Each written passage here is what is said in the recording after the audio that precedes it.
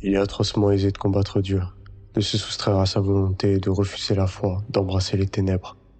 La faiblesse, la lâcheté, le déni, la légèreté, les pulsions sont terriblement accessibles. Le diable est accessible, car avant de se cacher dans les détails, il se cache dans les pensées, dans les brèches que les cœurs meurtris offrent. Là où Dieu te donnera la force pour te lever, le diable caressera ta main, pour que tu te complaises dans la boue putride qui a accueilli ta chute. Le diable est l'accessible, le facile. Il tient un commerce obscur, lequel est prôné par une seule offre, le bonheur instantané.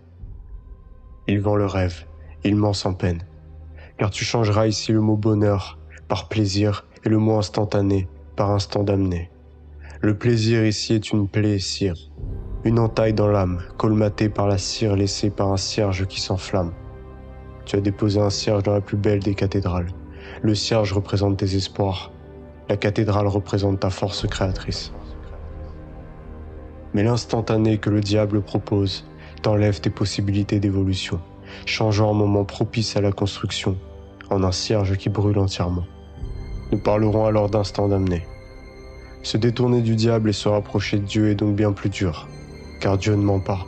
La vérité et la vie ne peuvent passer par un mensonge. Dieu respecte l'humble guerrier, celui qui, guidé par sa foi, protégera le plus faible, donnera sens à la justice et suivra sa mission de vie avec authenticité et dévouement. Dieu donnera tout à ceux qui accepteront que face à lui il ne sont rien, car cette humilité est un gage de volonté d'évolution et de qualité morale exceptionnelle. Tandis que le diable, lui, contrôle par la ruse. Il stimule l'ego, usant de la flatterie, tout en utilisant ce que l'homme désire entendre. Il règne en maître dans la sémantique des fausses excuses.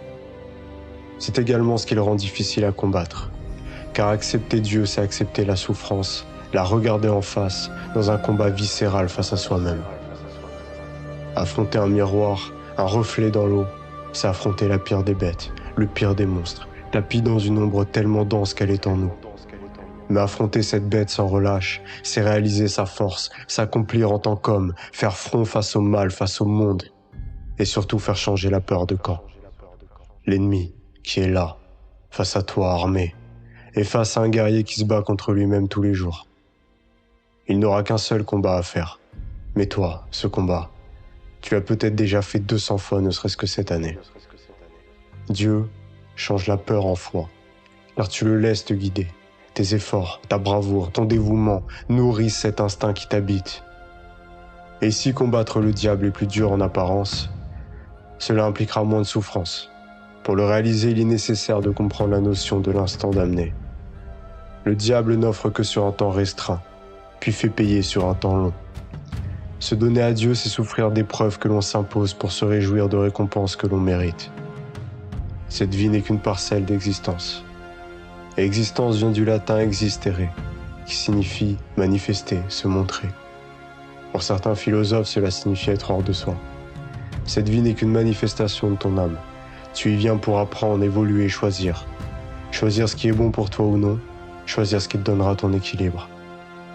Nous vivons dans un monde déséquilibré, qui a mis les principes du diable en premier plan, en ciment de société. Plus que jamais, il est de notre devoir d'apporter nos valeurs au monde, notre authenticité, notre sens de la justice, notre amour de l'autre, notre amour du monde, notre puissance et surtout notre foi. Moi, mon rôle est de te guider. À toi d'accepter de me suivre ou non. Azur.